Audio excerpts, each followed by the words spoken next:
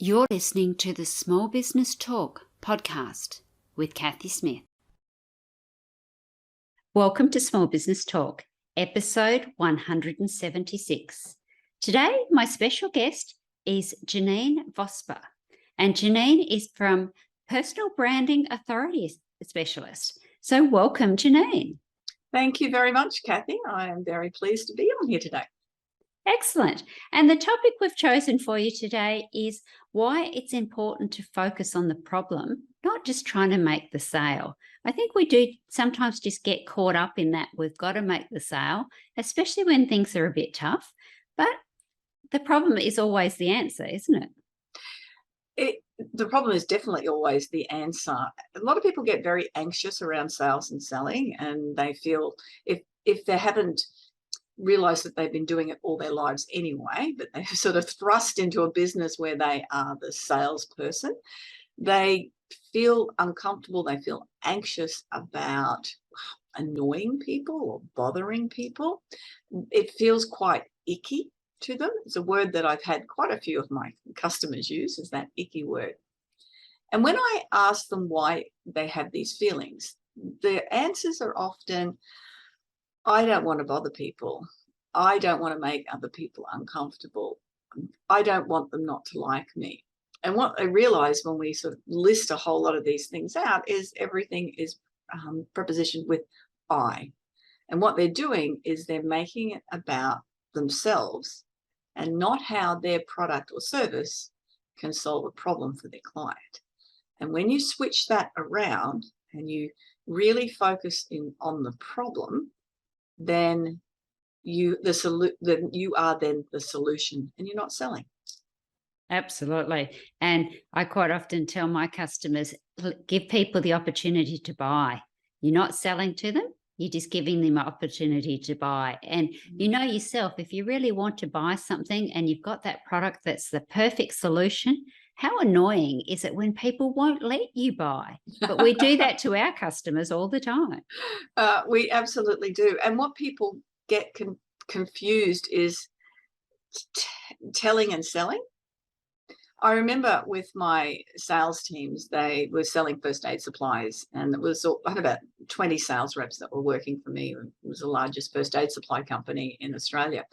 And they'd go into businesses, and then they'd come and complain they'd supply their first aid and check it out. Then they'd complain to me that customer's just gone and bought a defibrillator and hadn't bought it off them. They'd spent $3,000 on an item, but not bought it off them. And I said, did you ever tell them you sold defibrillators as well? No. No. No, we just thought you should know. Absolutely. And that's the thing. We need to let people know what we do. We need to be able to position ourselves, pitch ourselves well. So when somebody's looking for something, they'll know that you are the person that will be able to help them solve their problem. Saying that is we've also got to stay front and center. Yes, absolutely. How often do you hear of people that you've known quite well? They know what you do, but at the moment that they want to buy something, your name doesn't pop into their head. So they go off to Google, they find the one that comes first up on the list, and suddenly the sale is lost. I have seen that happen so many times, and it's so frustrating when, it hasn't happened to me a lot in recent years, but originally when I first started working in my business, because as well as teaching sales, I teach people how to speak professionally. And what I found was that I had people that were going and investing in some other coach to do it, going, hang on, me over here. Oh, I thought you only did sales. Yeah. Yes. Yeah. It happens all the time, doesn't it? Because what we think we've told them and what we've told them is not often the same thing. No. And knowing how to put a pitch together that includes your offerings without being all technical and rambling off a whole lot of different products is it's a good skill to have. Absolutely. And I think sometimes we don't want to come across as the car salesman, that icky, using your word, that slimy kind of person that's trying to push you something. But we've also got to remember that generally when we are in that interaction with a car salesman, we've actually walked in there. We've actually gone to that car lot and we are looking for a car. And yes, there's nice car salesmen and there's not so nice car salesmen, but we still got a problem and we still are looking for a solution. So if you can be the answer to that solution without doing all the icky push and pressure and all of the nasty things that come along with sales, then that's going to make it so much better for your life and your customers' lives as well. Definitely. The getting to know the customer's problem, when I'm running sales training, this is what we focus nearly half a day on, because a lot of people think they know the problem, but that's not really the problem. Often, particularly for people in a service-based industry, they have moved into their field because, I'll give you an example, somebody may have had different illnesses, goes to a kinesiologist, finds that works beautifully for them. Then they think, well, I'll train in this because I can help so many other people find the same relief that I found. So they become a kinesiologist. But they then forget who they're selling to. They're selling to their old self. But it's hard to step back and see that until they really understand the processes to do it, because they've solved the problem now. Yes. And then so they're not selling to themselves, they're selling to their old selves. Yes. I've often heard it say that you're selling to yourself where you were 5 years ago. Yes. Yeah, it's what problem you had is now what problem that you can fix, particularly in service-based industries. Products are a little bit different, but it still is, why did somebody get into business, and how do you define, again, that customer's problems? What keeps them up at night? And so what is their main problem? And why do they have that problem? And why haven't they solved that problem already? Absolutely. And quite often they don't know what that problem is. So if you can articulate their problem in your sales copy and in your pitch, then that's half the battle quite often, because then they go, oh, yeah, that's actually what my issue is. And now you're the expert and you've got the solution. And being able to do that in a minimal amount of words and really nail the point. You know, you might have and the important part is even stepping back further and knowing who your customer is. And that is absolutely critical. I'm finding people now, when you say who your customer, in a few years ago, everyone would put up their hand and go, well, everyone. And I know people have been poo-pooed enough doing that now. They know that I'm not allowed to say that, but I still don't know who my customer is. You know? Yes.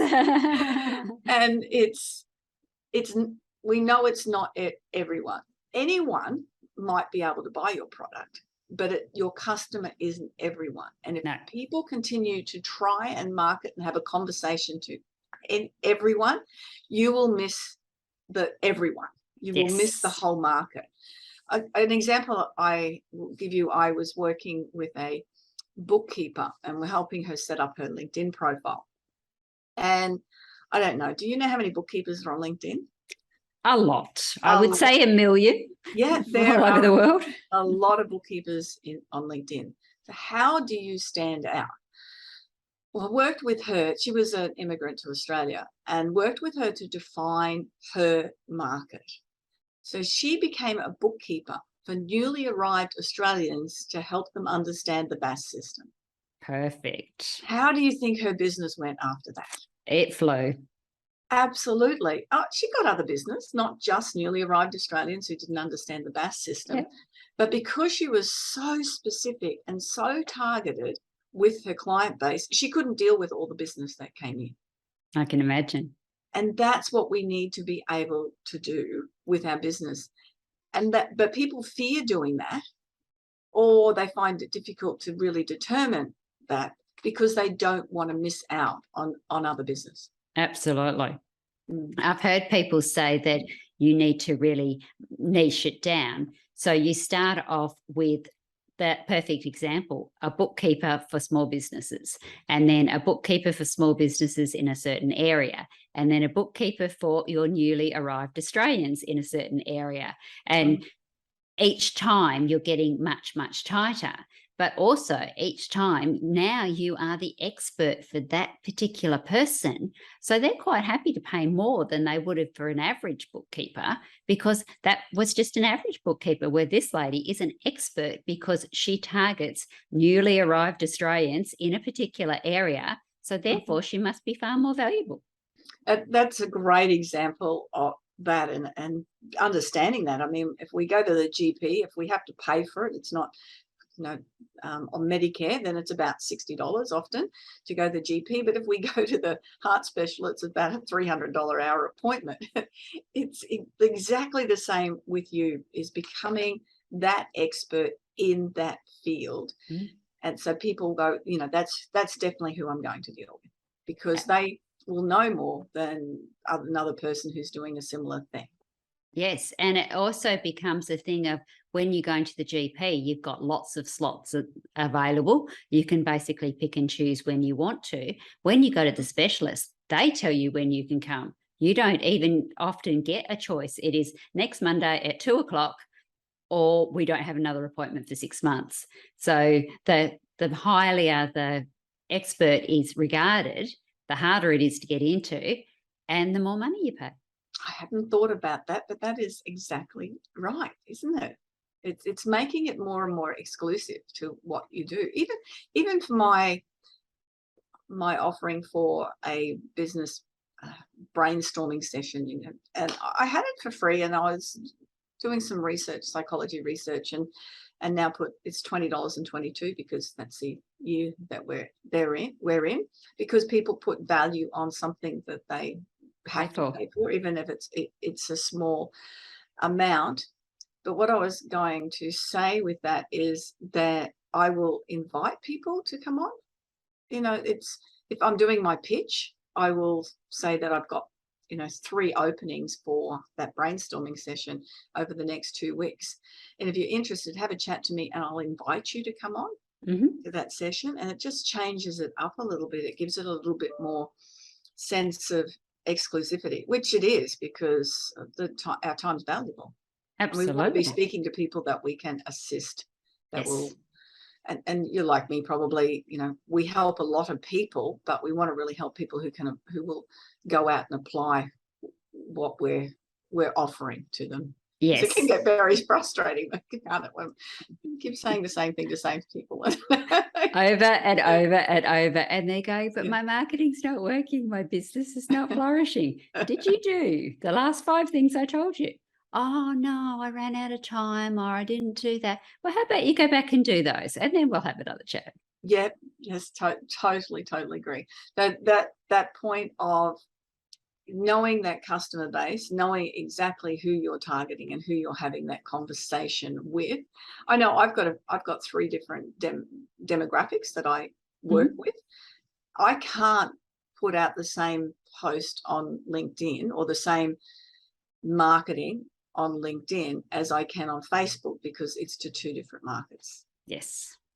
And so it has to look different and it has to feel different. So even my description of what I do is different on those different platforms. Yes.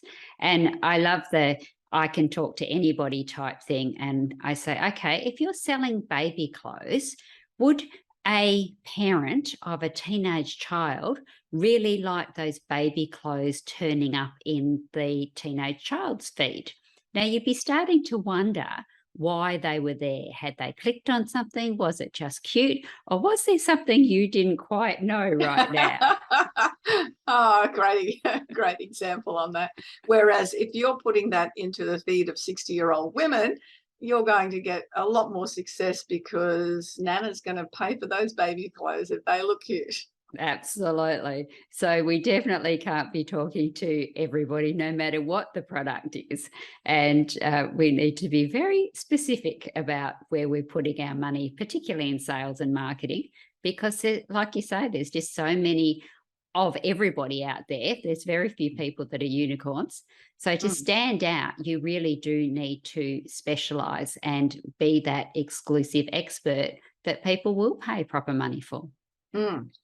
And I work mostly with women, and I tend to market women. I've got a women's podcast, I've got a women's mastermind group, and so it's all women. I work with men as well, Yes. but my conversations are usually with women, but I have men that so you don't lose the business, No. even if you focus on something. But it's knowing who you want to really connect with and how you're going to connect with them again, so we can identify problems better that way. Yes. If it's a broad range of things, then we find it really difficult to identify the problem. So for my clients, the main problem is there's a few problems. One is, how do they get noticed? I mean, that's one problem. But because I work on the sales and speaking part of it, it's how do they overcome that fear of putting themselves out there is another big problem. And knowing those other problems, because I've asked my clients what their problems are or were before they started working with me. And the other thing I do is help people get real clear about their words and how they deliver their words. So then, you tie those three together, and then you find the main problem. But you know that those three are three different conversations that I could have. Once I've asked the right questions, now that's an important factor, ask the right questions to be able to identify what that person's problem is. Once you have an idea, well, it's probably only one of these three things, or it could be a combination of all of them. And then, but asking critical questions to get critical open questions, so you get the answers that you want, and then you can lead into having a conversation that they're going to hear again, which doesn't become a push out sales conversation, but a here offering, hands up, here how I can help you conversation. Again, it's getting those words right. Perfect. And I think there's quite a few things we can unpack there. Is one, talking to your existing clients and asking them exactly why they're attracted to you, and particularly if they've stayed with you for some time, why have they continued to do that? Definitely asking the open questions and not assuming. So yes, we want our customers to have choice, but when we're asking questions, no, we don't. We want to actually hear what they're saying, not what we think they're going to say. So that's very important.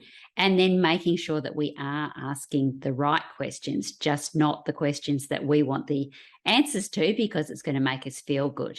And remembering that negative feedback is actually very good, and we want it from our customers so that we can fix it, because we don't want them leaving because they don't think that we've cared or that we're interested in fixing their problems. And the best way to do that is that listen, excuse me, is to actually listen and to use those listening powers in the ratio of how many ears and mouth that you have. Very important to do that. And the last part of what you said then, was something I was going to jump on and add on to that. I just finding out about what the customers have to say. The open and closed questions, in case people aren't sure what we're talking about here. An open question is where you get an extended answer.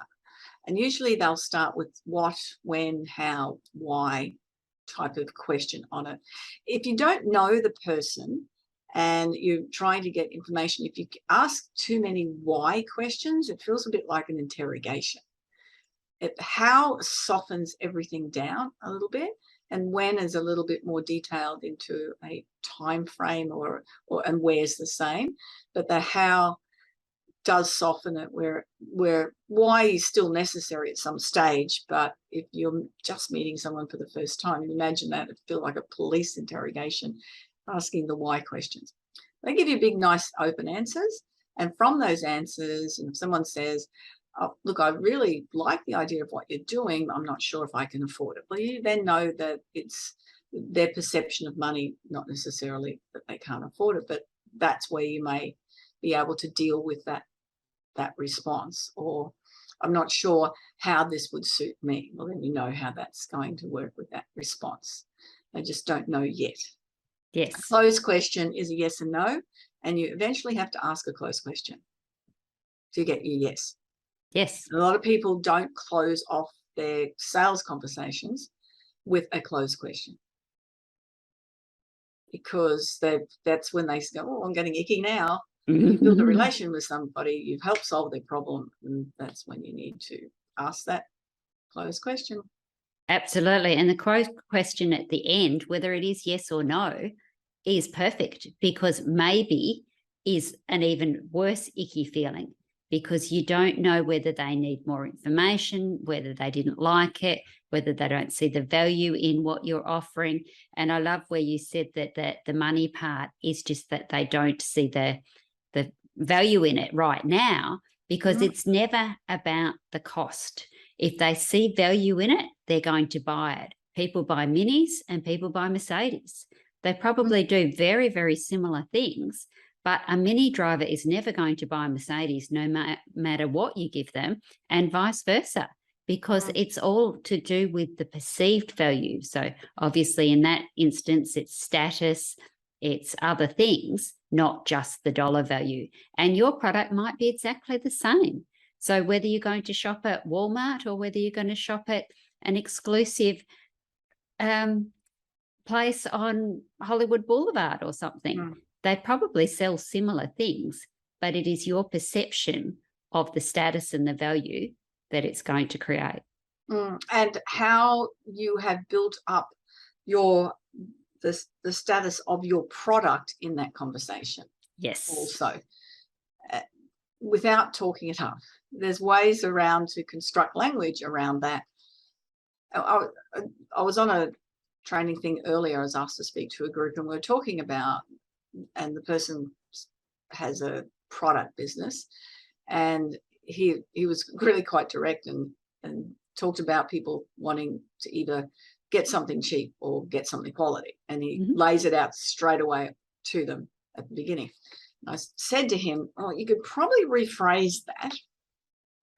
And that's this presumptuous language that you're already putting somebody in a place where they're thinking really what you want them thinking, moving it.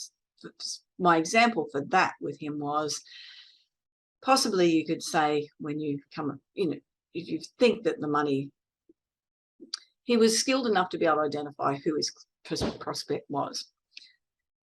What I said to him to say was, when I meet with clients, they usually sit in two camps. One is just all about price and just wanting the cheapest product in there, and the other person's looking for quality and value. In the end, so which camp do you sit in? Perfect. Yeah, and nobody's going to say, I just want crap. The cheapest crap possible, or very few people, unless they're being very cheeky. But it's usually people go, oh yeah, I do want quality and value. Yes. And so you've already moved them into a space where price isn't an issue there. And that's also making it aware for that person as well, so that you are bringing that elephant in the room to the forefront, but not doing it in an icky way. No. Oh, that's a whole new topic, elephant in the room. I do a whole presentation on that as well, because we do. And that's as part of, what we're talking about, solving problems, and as opposed to selling, is we walk into a conversation, a guarantee, with a preconceived idea of our thoughts, what we think somebody else thinks. Yes. And unless we're all clairvoyants, you don't think you don't know. No. And even with so much experience, I had somebody the other day that signed up, their business to do a whole lot of training. And if I'd met him at an expo or something, I'd be thinking, yeah, sure, tire kicker. You got, you don't have the staff, the business, anything for it. If I was in that frame of trying to identify that, and so I would have gone into a conversation with him with that going, oh, I'm wasting my time. Yes. And what happens? What we perceive, we project. Yes. And then we create. We do. And so it wouldn't have gone as well as it went, because there wasn't that me taking that preconception into that conversation. But we do. I am not as educated as somebody else is. My business isn't as big as somebody else is. I am just starting out. I am too young. I am too old. They're going to think it's too expensive. They don't have the money anyway. All of these types of things that we can take into our own little, we think they're going to think that. Yeah. And I've worked with people in their 60s and 70s who are starting out and teaching social media. And they're fabulous at what they do, but that was their thing. I'm too old to do this. People are going to see me as too old. Well, not for the right audience, they're not. No. The other day I had somebody that she was just too young. She said, I'm a graphic artist starting out business. They're going to think I'm too young. Not for the right audience, you're not. No. And a lot of that time, especially with things like that, they will actually see your work before they see you. So if they're already interested in your work, then that's going to take away some of those barriers to begin with. And the other thing that we often do is we assume that people can't afford us to whatever the product is or the price. So then we discount. And then we find out that they could have actually paid 3 times or 4 times as much. Or they don't take the job because they think, well, there's no way you could possibly do it for that sort of money. So it mustn't be any good. That's a really good point about how we cost ourselves or cost our time or cost our products and discount. For me, if anyone books early into a workshop and then I know I've got them filled, they're going to get a discount because they've helped me out. But that's about the only discounts I give away, is that at that early bird space. What I do is I offer something extra that is and often has a high value but very little cost to me in time and effort, and that is my way. And it's a great way of giving something extra so people feel. I'd rather, if I'm buying a new car, rather than getting $100 off, but if they said they're going to throw in all the floor mats, that's a bonus to me. If I go to the next place and they're not throwing in the floor mats, they probably only cost, they do cost more than $100, but let's say they cost $100, then that still is not going to have the same sort of balance as something that feels like a gift. And it makes it not a economical transaction then, it makes it more of a heartfelt transaction or a gift transaction, which we tend to connect with a lot better. I mean, Absolutely. An example of that is if somebody comes to your house and they bring a bottle of wine, you go, oh, thank you very much. Or if they bring a bottle of wine and they say, oh, I shopped all around for this, it's worth $60. That's a different feel. Or if they come have dinner at your place and they just give you $60. Yes. That is so different, isn't it, than the gift part of it. And so that's a great tip, what you were saying, not discounting, but something you want to do is add something of value. Yes, I heard a really good one the other day where they were talking about discounting versus gifts. And they said even if it is a gift voucher, so instead of giving them a 25% discount, you give them a gift voucher of 25% of the value. So that does a couple of things. It's that exact thing about the energy of it being a gift and not a discount. And it also gets them to come back again. So if they've got, say, a $25 gift voucher, they're more likely to buy something worth more than $25. So you're getting them back in the store, you're reminding them that you're top of mind, and it's a much better experience. Like that's what all the loyalty cards do, isn't it? Exactly that. They don't offer discounts on the products as you're going out the door, but the dollar value is calculated. So next time you turn up, you've got a $5 discount. Do you want to spend it now, type of thing? Or a free coffee or a whatever it happens to be. Yeah. And that's, again, it's gifting something. We're a little off track of the topic, but it's I think it all sort of fits in of removing that sales aspect and having people buy instead. I have a one-liner, I say people. I've been in sales for 40 years and nobody's ever bought anything from me. Sorry, I'll rephrase it now. I've been in sales for 40 years and I've never sold anything. Yes. But plenty of people have bought things from me. Yes. I knew that was the way I meant to say that. Sometimes it just gets a bit like that. Yeah, yeah. But it is. It's just making it really easy for people to buy things from you because you've solved their problem. Yes. If their problem is that, marketing, that they're not being found, or their problem is they don't know where to start with their marketing, then you solve that problem for them, rather than talking necessarily about. You can talk about how you would do it a bit, but it's not that, even it's the feeling that they get when it is their problem solved. Yes. And Yeah. it's a journey from where they are now with that problem to what Hmm. it's going to be like when they don't have that problem anymore. Yeah. Yeah. Yes. Yes. And that's an important aspect. Talking about the three problems, then how does your product or process or service take them from the problems to the opposite of that, those three solutions, solving each of those. And that's where you see people in service-based industries will have a 5-step process, or there's 5 components of something that will resolve that problem for them. And that makes a lot of sense to do that. Odd numbers work better in our brains if Yes. anyone's setting up things like that.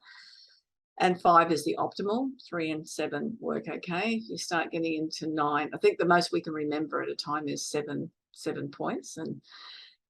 But it's that, what have you got to offer that takes somebody from their problem to the solution? And that is where they'll invest in you, is that they want the result, and how are you going to solve it for them? Yes. And yes, we did get a bit off topic, but I think the whole thing about the problem and making sure that we're allowing people to buy, not feel like they're being sold to. So Mhm. this has been an absolutely wonderful podcast. And you, like me, could speak on it for quite some time. Absolutely. So is there anything that we haven't mentioned that we need to talk about the problem as opposed to just the sale?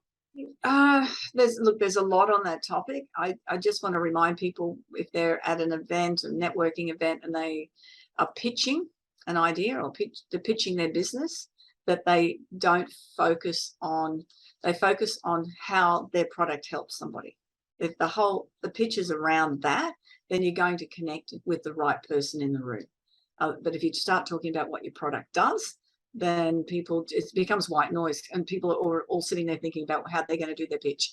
So they just forget what you're saying anyway. But it's got to be something that sparks them to go, oh, that's a problem I have. That's great. They solved that. Fabulous. Okay. And at this stage at the podcast, Janeen, I get to ask you 5 questions. Are you Okay. game? There we go. Happy. All right. What is the best advice given to you by a mentor? The best advice given to me by a mentor. It's really funny. It's off track. I was general manager of sales for a business, and we were employing somebody to take over my rep's role. And they hadn't in the past really trained anybody that well. They just said, here's the gear, go out, here's the list, go out and sell. But we spent a lot of time training this person. And after a couple of weeks, he realized it wasn't for him. I went, what a waste of time that was. And the mentor said to me, well, it could have been worse. He could have stayed. Absolutely. Yeah. And not be trained. Yes. Yes. What is the biggest help that you have received since starting your business? The biggest help, for me, I have invested with some amazing coaches over the years. You can't go it alone. Absolutely can't go it alone. And now I'm able to mentor other people and help with them. And because we need to deal with experts, but the thing is, throughout your business, what I used to do is at the start of each year, figure out what I wanted to improve professionally and personally for the year. And then I'd go, right, now I need to find the person to do that. That would definitely be my answer to that. So very true. Standing at the bottom of a tree looking up, you can't see the whole forest. Correct. Yeah. What is the one thing that you have to do every day, your non-negotiable? My non-negotiable, move the body. Yeah. So it's a couple of hours later here when we're having this conversation, and I will head out in about an hour and a half and go for a walk and done stretches today. So moving the body. Perfect. What is your favourite business book and why? Oh, I can't tell you a favourite because I just read so many of them and I don't know, can't remember the authors of them. I've just read one, Unpredictably Irrational, which I absolutely love. But if I had to pick a favourite, I think it was written in the 1950s, Napoleon Hill's Think and Grow Rich. You can't get past it. That is our most popular answer. Is it? Yeah. Yeah. But yeah. I've got shelves full of books and a phone full of audio books that I listen to daily. And that would be the other thing. Read books. Yes. Or listen to them if you are challenged or don't have the time. Yeah, I have a book going 100% of the time in the car. Yep. All my walks and on my walks. What do you wish you had known when you started out? Oh, what do I wish I had known? Oh, there's probably a lot of things that I had wished I had known. It's changed so much from when I first started in business. I mean, the technology is ridiculous, the changes that we've had through. And I think keeping up with that is something we just have to do. You can't say no to it. If I had a magic pill that would, instantly give me all that information that I can do all that IT stuff as well, then that would probably be the things, not necessarily I wish I'd known, but make that a little bit easier when I'm working in business. Fantastic. So thank you very much for your time, Janeen. And if our SPT audience would like to know more about you or look you up, where's the best place to find you? To go to my website's the best way is janeenvosper.com. If anyone wants to have a conversation with me, a brainstorming session, you can book on there. I host the We Are Women podcast, and even though it says it's for women, I interview with very clever women who add a lot of value to it. But there's some men that listen to it as well. And I've written a couple of books. You'll find everything on my website. It's the easiest way. And LinkedIn. Say hi on LinkedIn as well. Fantastic. And we will drop both of those on the show notes for everybody. So do you need to have one final word, Janeen? Oh, that's a very dangerous question. I think we'll leave it there. If I've been married for 40-something years, and if you ask my husband that, he would just sort of cut you off straight away. No, it's been great. I've really enjoyed it. Thank you for the opportunity to share my knowledge with your audience. You were very welcome, and maybe we'll have to have you back sometime in the future so that we can have some more discussions on the elephant in the room and maybe some other topics as well. Lovely. Thank you so much, Janeen. And SPT audience, remember to enjoy your journey. Don't forget to subscribe to Small Business Talk podcast and head on over to smallbusinesstalk.com.au/downloads for all the show notes and links to this episode. Remember, to be great, you must start. Pick one tip from today's episode, take action and implement it. Let's meet again next week at the same time and place.